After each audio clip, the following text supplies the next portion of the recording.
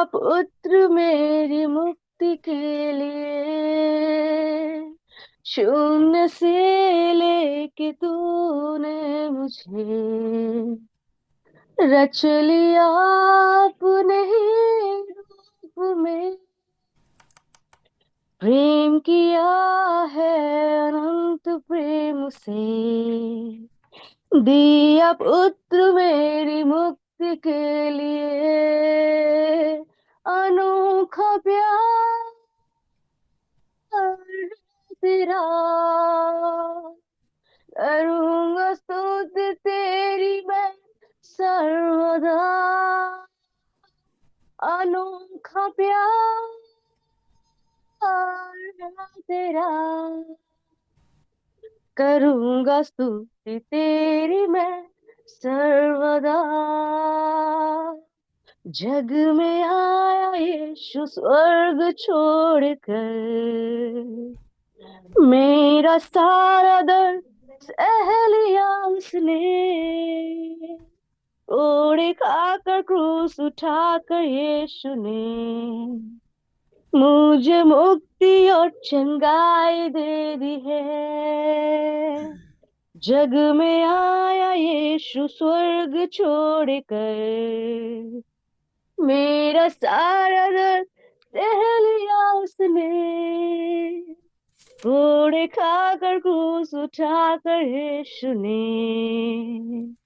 मुझे मुक्ति और चंगाई दे दी है। अनोखा प्यार तेरा, करूंगा स्तुति तेरी मैं सर्वदा। अनोखा प्यार तेरा, करूंगा स्तुति तेरी मैं सर्वदा। अन्न वस्त्र और सभी आशीषें दे मुझे उसने भरपूर से। खतरों और सब मुसीबतों से आपकी पुतली जैसे संभाला मुझे। अन्न वस्त्र और सभी आशीषें दी मुझे उसने भरपूर से। खतरों और सब मुसीबतों से आपकी पुतली जैसे संभाला मुझे। अनोखा प्यार है तेरा, करूंगा स्तुति तेरी मैं सर्वदा। अनोखा प्यार है तेरा, करूंगा स्तुति तेरी मैं सर्वदा। अनोखा प्यार है तेरा, करूंगा स्तुति तेरी मैं सर्वदा। अनोखा प्यार है तेरा, करूंगा स्तुति तेरी मैं सर्वदा।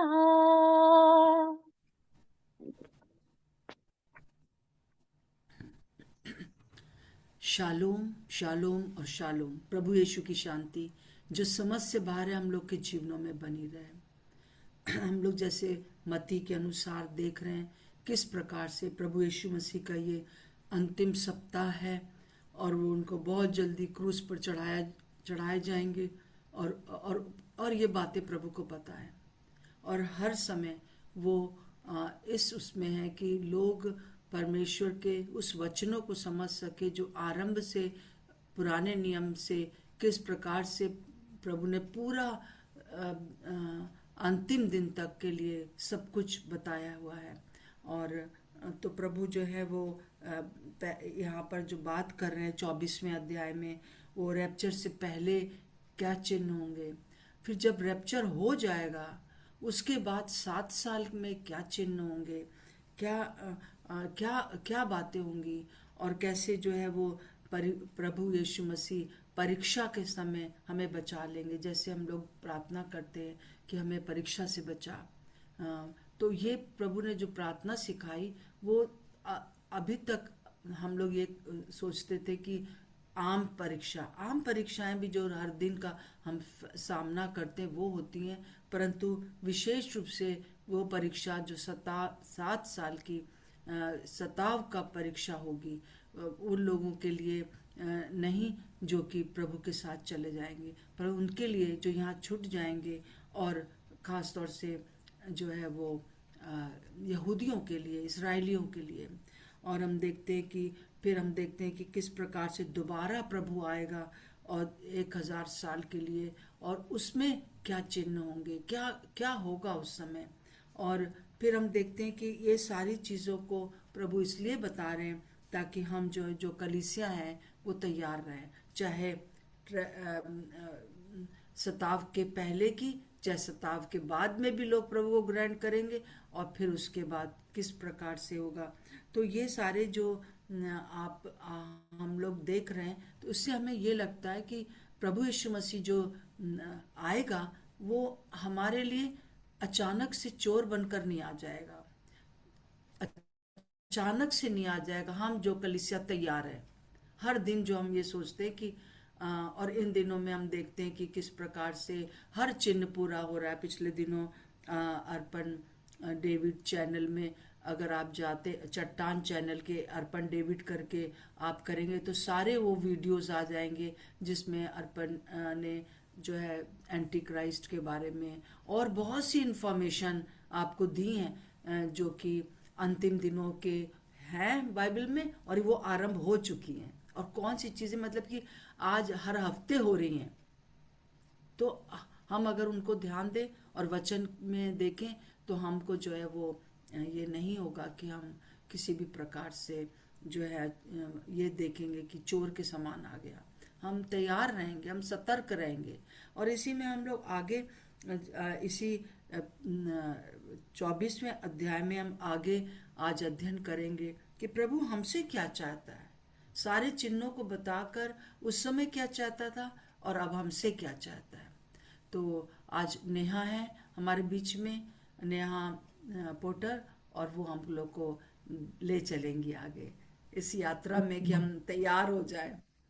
Thank you Neha.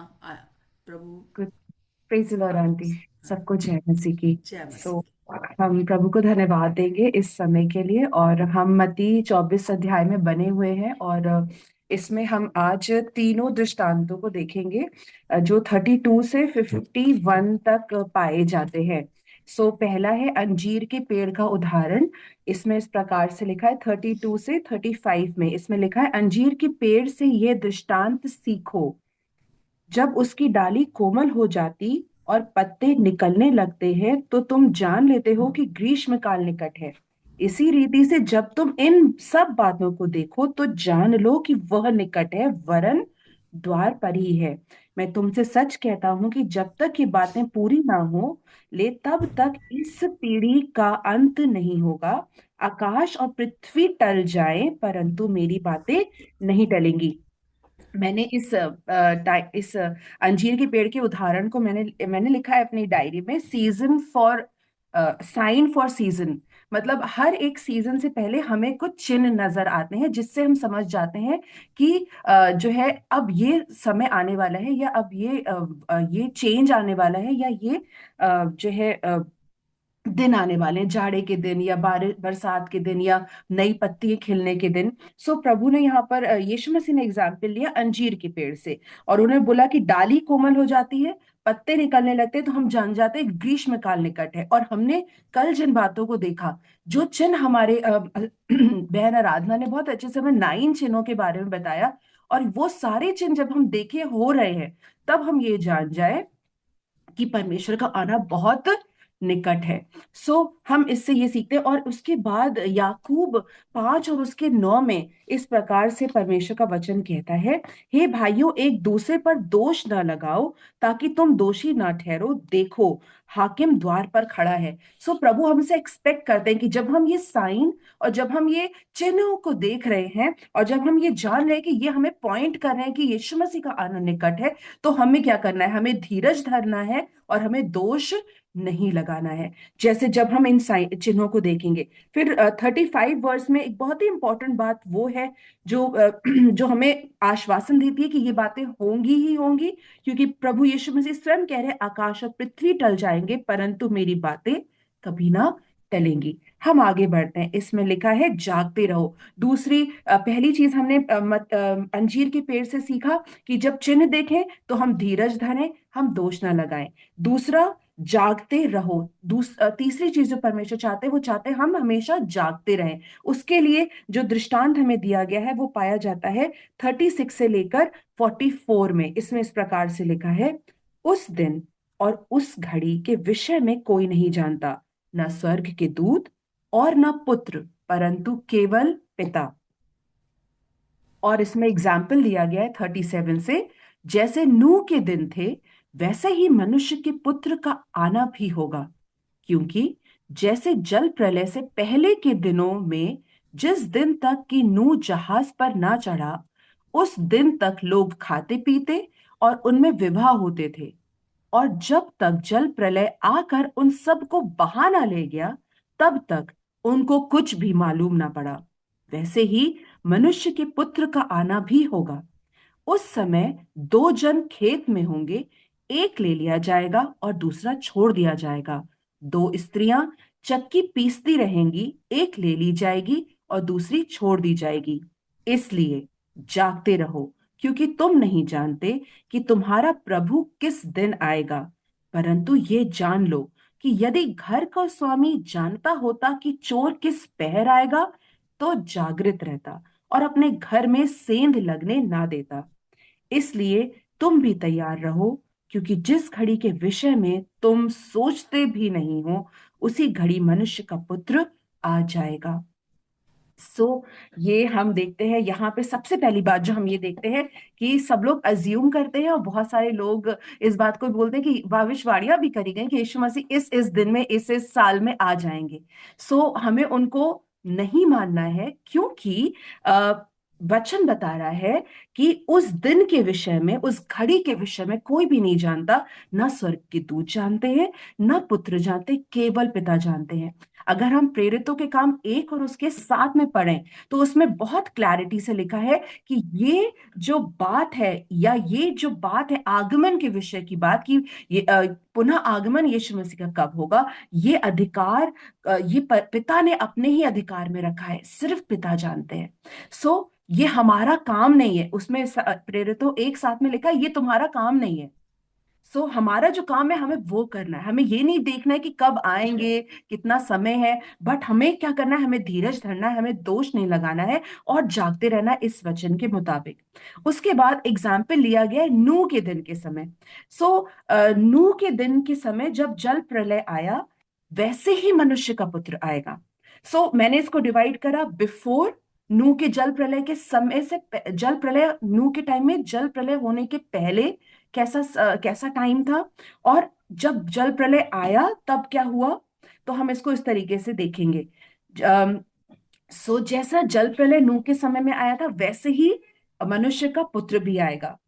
अ, जल प्रलय से पहले लोग क्या कर रहे थे? लोग व्यस्त थे खाने पीने में, विवाह में, वो व्यस्त थे।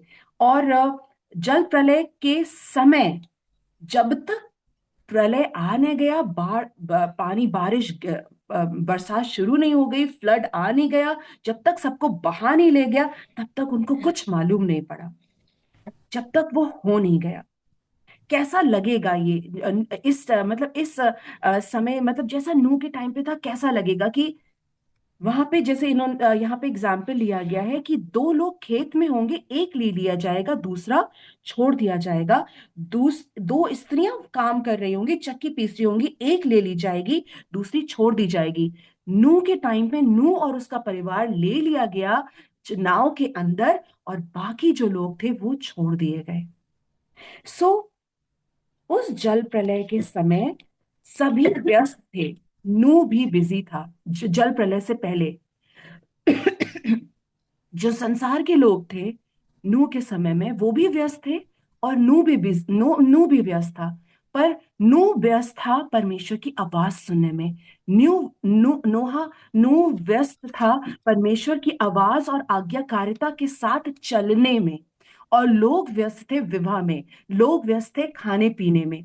नूह व्यस्त था कि वो परमेश्वर की आज्ञाकारिता में चलता रहे। सो नू अलर्ट था, न्यू नू जगा जगा हुआ था, और बाकी सब जो है विवाह में खाने पीने में खोए हुए थे। तो इस दृष्टांत से, नूह के दृष्टांत से हम क्या सुनते हैं? हम लोग व्यस्त हो सकते हैं, पर हम किस चीज में व्यस्त हैं? नूह परमेश्वर की आवाज सुन के उस कार्य को करने में व्यस्त था। तो प्रभु ने यहाँ पे नूह का एग्जाम्पल इसीलिए दिया है कि नूह के समान हम जो है व्यस्त अगर हम हैं, तो हम परमेश्वर के राज्य के लिए व्यस्त रहे, हम परमेश्वर की आवाज सुनने में व्यस्त रहे, परमेश्वर की आज्ञाकारिता में चलने के लिए व्यस्त रहे। ना कि जो है हम संसार के समान, जैसे एक कंपैरिजन करा गया है, ताकि उसमें लिखा है ना, एक व्यक्ति ले लिया जाएगा, एक व्यक्ति छोड़ दिया जाएगा। नूह ले लिया गया, बाकी छोड़ दिए गए। नूह क्यों ले लिया गया? क्योंकि वो व्यस्त तो था, पर वो परमेश्वर की आवाज सुनने में व्यस्त था, परमेश्वर की आज्ञाकारिता के हिसाब से कार्य करने में व्यस्त था। इसीलिए 42 वर्ष में लिखा है जागते रहो। सो प्रभु चाहते हैं कि हम जागते रहें, क्योंकि हम नहीं जानते कि प्रभु कब आएगा। 43 में लिखा है, परंतु ये जान लो कि यदि घर का स्वामी जानता होता कि चोर किस पहर आएगा, तो जागता रहता। प्रकाशित वाक्य 3 उसका तीसरी आयत का बी पार्ट कहता है, यदि तू जागृत ना रहेगा तो मैं चोर के समान आ जाऊंगा, और तू कभी कदापि ना जान सकेगा कि मैं किस घड़ी तुझ पर आ पड़ूंगा।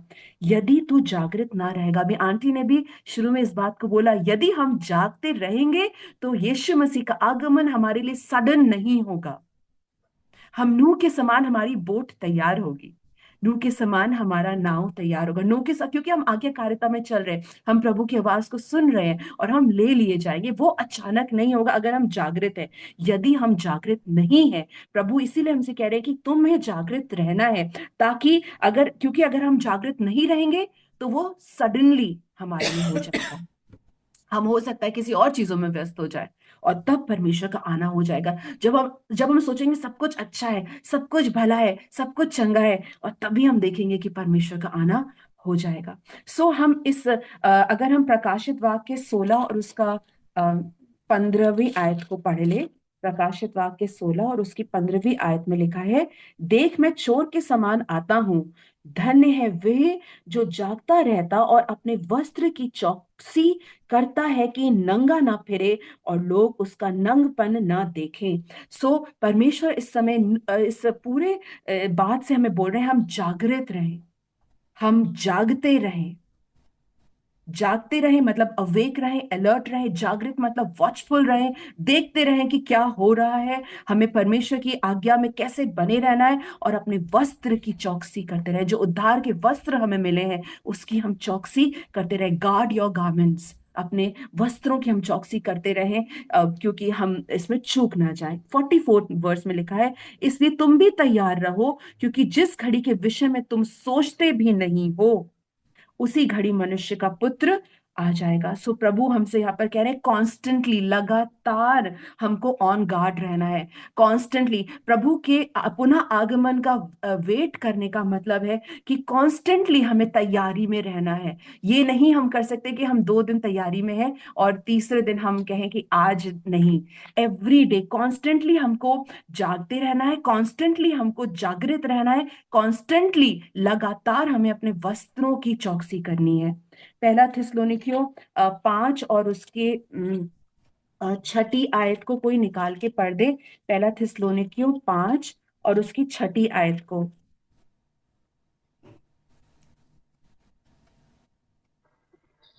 इसलिए हम दूसरों के समान सोते न रहें, पर जागते और सावधान रहें, क्योंकि जो सोते हैं वे रात ही को सोते हैं, और जो मतवाले होते हैं वे रात ही को मतवाले होते हैं। पर हम जो आगे भी सिस्टर। नहीं, बस 6th verse. Thank you sister. इसमें लिखा जी है, इसलिए हम दूसरों के समान सोते ना रहें पर जागते और सावधान रहें। सो यहाँ पे हम 44, इस पूरे नूह के दृष्टांत से हम ये देखते हैं, वो जागृत था, वो सावधान था, वो परमेश्वर की आवाज को सुन रहा था और वो तैयारी में था। जो प्रभु ने बोला वो तैयार कर रहा था। प्रभु ने हमें भी कुछ दिया है, प्रभु ने हमें भी कुछ आज्ञाएं दी हैं, प्रभु ने हमें भी मिशन के तहत, असाइनमेंट के तहत इस दुनिया में रखा है। सो प्रभु चाहते हैं जागते रहो, जागृत रहो, सावधान रहो, सोते ना रहो, और जो कार्य मैंने तुम्हें दिया है उसमें तुम लगे रहो। और इसको प्रभु और स्पष्ट रीति से बताते हैं 45 से 51 में, जहां पे वो एग्जाम्पल लिखते हैं एक विश्वास योग्य दास का और एक दुष्ट दास का। सो हम किस कैटेगरी में आ रहे हैं, प्रभु इस समय क्लैरिटी से दे रहे कि तुम कौन से दास हो। क्या तुम जागृत, सावधान और अपने वस्त्रों की चौकसी करते हुए दास हो, जिसका एग्जाम्पल है। अतः हम 45 से पढ़ रहे हैं, मत्ती 24:45 से। अतः वह विश्वास से योग्य और बुद्धिमान दास कौन है, जिसे स्वामी ने अपने नौकर चाकरों पर सरदार ठहराया कि समय पर उन्हें भोजन दे। धन्य है वह दास जिसे उसका स्वामी आकर ऐसा ही करते पाए। मैं तुमसे सच कहता हूं, वह उसे अपनी सारी संपत्ति पर अधिकारी ठहराएगा। परंतु यदि वह दुष्ट दास सोचने लगे कि मेरे स्वामी के आने में देर है, और अपने साथी दासों को पीटने लगे और पियक्कड़ों के साथ खाए पिए, तो उस दास का स्वामी ऐसे दिन आएगा जब वह उसकी बाट ना जोता होगा, और ऐसी घड़ी जिसे वह ना जानता होगा। तब वह उस भारी ताड़ना तब वह उसे भारी ताड़ना देगा और उसका भाग कपटियों के साथ ठहराएगा, वहां रोना और दांतों का पीसना होगा। यहाँ पे हम दो दासों के विषय में सीख रहे हैं, जिनको टाइटल दिया गया है विश्वास योग्य दास, बुद्धिमान दास, और एक दुष्ट दास, faithful and wise servant and evil servant. यहाँ पे कंपैरिजन करा गया है। दोनों दासों को एक कार्य दिया गया था, दोनों दासों की नियुक्ति हुई थी कि तुम मेरे लोगों को, तुम मेरे नौकर चाकरों को खिलाओ। ये दोनों दासों को असाइनमेंट था, वो भले ही फेथफुल हो, वाइज हो, बुद्धिमान और विश्वास योग्य दास को भी यही असाइनमेंट था, और इविल दास को, दुष्ट दास को भी एक ही जैसा कार्य दिया गया था। और इसमें आगे लिखा है, परंतु जो विश्वास योग्य दास है, वो अपने मास्टर के कार्य को सीरियसली लेता है, और जो कार्य उसके मास्टर ने उसको बोला, जो उसके स्वामी ने उसको बोला, वो उसको करने में तत्पर लगा हुआ है। और तब हम देखते हैं कि जब ऐसे दास को स्वामी आकर देखता है और ये देखता है कि वो कर रहा है जिसके लिए मैंने उसे नियुक्त किया था, तो वो बहुत ही ज्यादा खुश होता है। दूसरी तरफ हम ये देखते हैं कि जो दुष्ट दास है, वो सोचता है, वो पहले करने से पहले तो सोचने लगता है, वो कर नहीं रहा है। जो फेथफुल सर्वेंट है, जो विश्वास योग्य दास है, वो तुरंत करने में जुट जाता है। जो प्रभु ने कहा, उसने अपनी बुद्धि नहीं लगाई, उसने सोचा नहीं, उसने कहा प्रभु ने कहा है मैं ऐसा करूंगा, मेरे मास्टर ने ऐसा कहा, मेरे स्वामी ने ऐसा कहा है, मैं ऐसा करूंगा। और जो दुष्ट दास है, यहाँ पे लिखा है ना, वो सोचने लगा, वो इंट्रोस्पेक्ट करने लगा कि अरे अभी कितना टाइम और रह गया है, तो मैं थोड़ा सा ब्रेक ले लूं। तो वो सोचने लगा, और उसमें लिखा है स्वामी के आने में तो अभी थोड़ी देर है। एंड उसके कॉन्शियस, उसका रीजनिंग उसको बता रहा है कि अरे you can wait a little, थोड़ा सा ठहर जाओ, और अभी थोड़ा सा देर है। और उस ठहरने में उसने अपने जो उसके स्वामी ने उसे कार्य दिया था कि मेरे नौकर चाकरों को खाना खिलाना, इंस्टेड ऑफ फीडिंग, खाना देने के बजाय वो उनको मारता पीटता, दुष्ट व्यवहार करता है। राइट। और वो जो है दुनिया में मतवाला हो जाता है। इसको हम पढ़ लेंगे लूका 21 और उसका 34 में, बहुत क्लैरिटी से इसका कैसे वो जीवन बिता रहा है, इसमें लिखा है। इसलिए सावधान रहो, लूका 21 और उसका 34 में लिखा है, इसलिए सावधान रहो, ऐसा ना हो कि तुम्हारे मन खुमार और मतवालेपन और इस जीवन की चिंताओं से सुस्त हो जाएं, और वह दिन तुम पर फंदे के समान अचानक आ पड़े। सो ये जो दास है, ये लेजी हो गया है, आलसी हो गया है, सुस्त हो गया है, और अपने जिसको जो उसे कार्य करना है वो तो नहीं कर रहा है, बल्कि मिसट्रीट कर रहा है, दुर्व्यवहार कर रहा है, और अपने ही प्लेजर में, अपने ही कार्यों में लगा हुआ है। और हम देखते हैं रिवॉर्ड भी दोनों के लिए। तो दो चीजें सेम है दोनों दासों के लिए। असाइनमेंट भी एक प्रभु ने स्वामी ने नियुक्त किया दोनों को, और दोनों के लिए जो रिवॉर्ड है वो रिवॉर्ड भी है, लेकिन दोनों का जो रिस्पॉन्स है टुवर्ड्स द असाइनमेंट वो अलग अलग है। और उसी के बेसिस पे जैसे वो रिस्पॉन्ड देते हैं, जैसे वो प्रतिक्रिया दे रहे हैं स्वामी के कार्य के प्रति, वैसे ही उनका जो है पुरस्कार है या रिवॉर्ड है। सो अच्छे स्वामी, अच्छे दास को क्या मिलता है? अच्छे दास को जब स्वामी देखता है तो वो उसको अपनी सारी संपत्ति का अधिकारी बना देता है। वो कहता है गुड, विश्वास योग्य, हे धन्य और विश्वास योग्य दास, तू थोड़ी बातों में विश्वास योग्य रहा, मैं तुझे अधिक बातों का अधिकारी बनाऊंगा। और जो दुष्ट को वो जब वो देखता है उसको भी रिवॉर्ड मिलता है जो उसने किया। सो उसको वो ताड़ना देता है, कपटियों के संग उसको भाग देता है, रोना और दांतों का पीसना उसके भाग में आता है। सो ये हमें क्या, ये पूरा दृष्टांत हमें क्या बताता है कि अच्छे बुद्धिमान विश्वास योग्य दास के समान हमें अपनी सोच विचार ना करें, जो प्रभु ने हमें असाइनमेंट दिया है उसको हम करें। एक छोटा सा दृष्टांत बोल के मैं खत्म करना चाहूंगी। ये है तोड़ों का दृष्टांत, जो हम अभी अगले कुछ दिनों में पढ़ेंगे, जो मत्ती 25 में पाया जाता है, जिसमें हम तीन दास देखते हैं कि स्वामी जा रहा है और अपने तीन लोग दासों को बुलाता है। किसी को वो 5 देता है, किसी को वो 2 तोड़े देता है, किसी को वो 1 तोड़े देता है, फिर वो चला जाता है। फिर वो आके हिसाब लेता है। तो 5 वाला जिसको मिले थे वो 5 और कमाता है, 2 वाला 2 और कमाता है।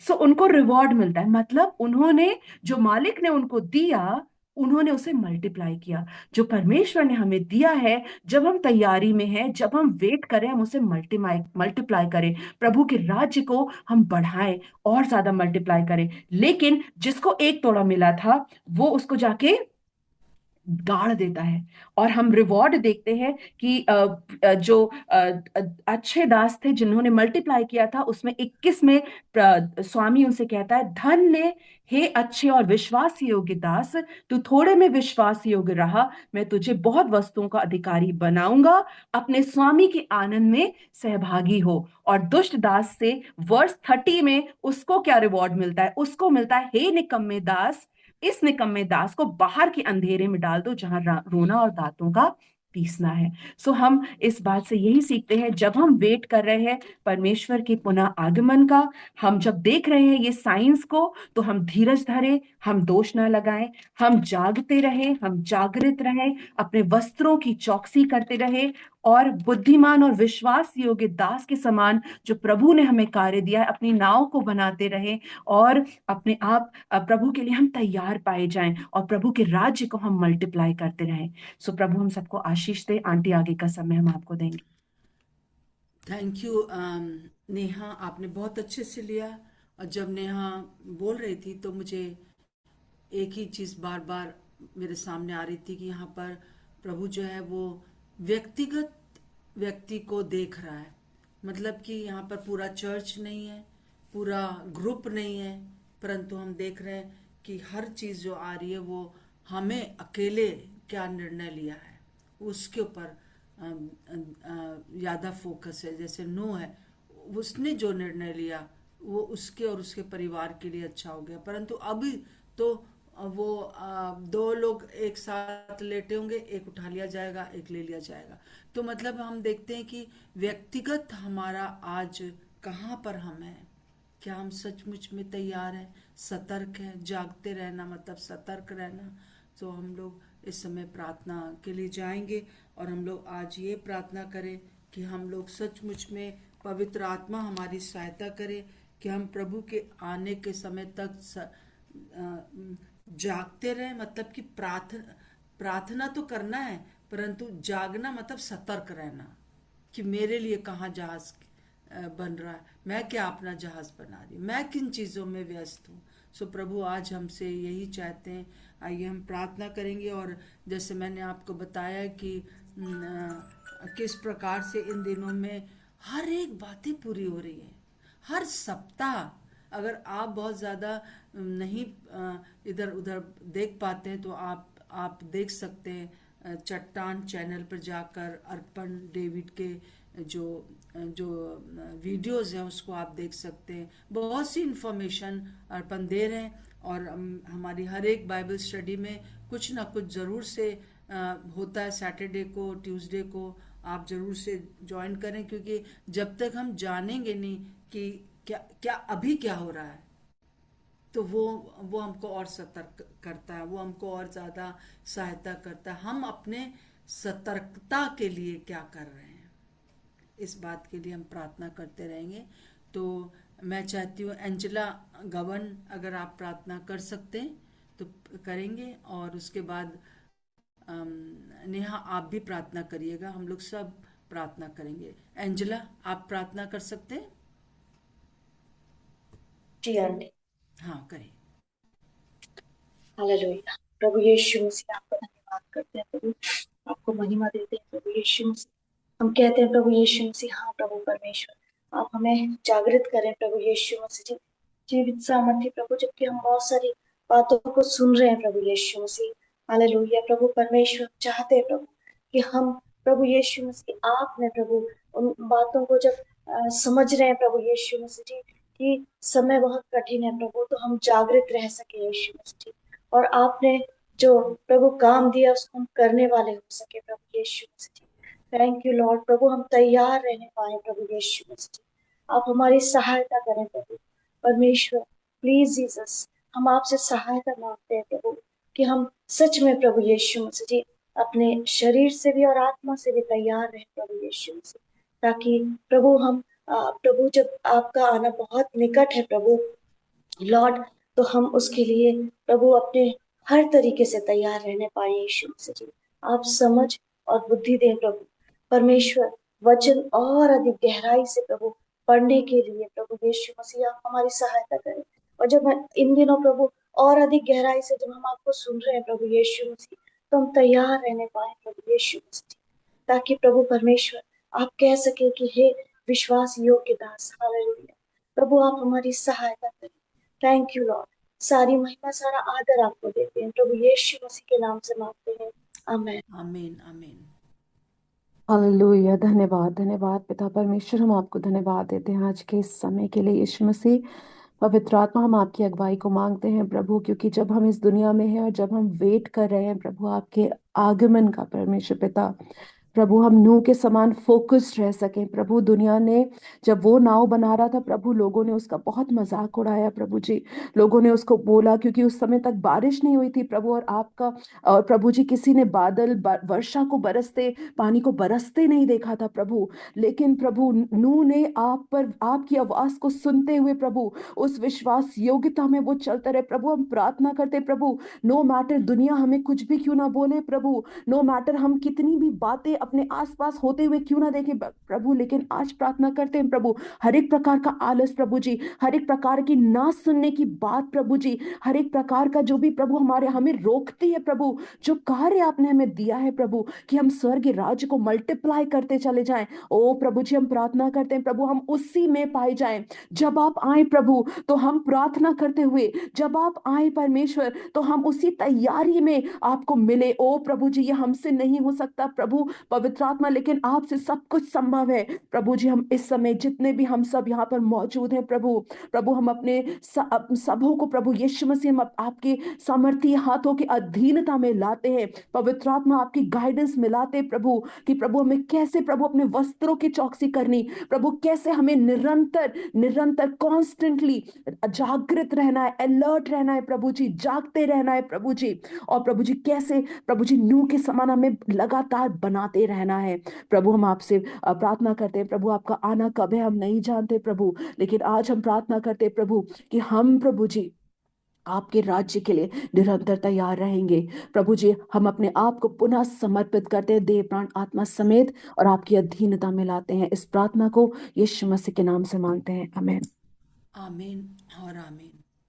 आइए हम अपने आप को तैयार करते रहें, जैसे कि हम लोग हर एक जो जो कुछ भी हम करते हैं, जो भी आराधना हम लोग इन दिनों में मीटिंग्स कर रहे हैं या कुछ भी कर रहे हैं, हमारा एक ही उद्देश्य है, मेरा एक ही उद्देश्य है कि हम इन अंतिम दिनों में उस नाव को तैयार कर रहे हैं, जिसमें कि प्रभु हमको सुरक्षित रख रहा है। वो जो नाव है, वो जहाज जो है, वो प्रभु यीशु मसीह स्वयं है और पवित्र आत्मा हमारी सहायता करे। सबको जय मसीह की। सब लोग मेरे लिए बहुत प्यारे हैं और आप लोग प्रभु में आगे बढ़ते जाइए और प्रभु की महिमा आपके जीवन के द्वारा हो। सबको जय मसीह की। जय मसीह। हेलो दीदी, जय मसीह की आंटी, जय मसीह की सबको। सबको जय मसीह। आंटी जय मसीह की सबको। जय मसीह की। प्रभु आप लोग को सबको बहुत आशीष दे और जय मसीह की आंटी जी। जय जय मसीह मसीह की। की आंटी।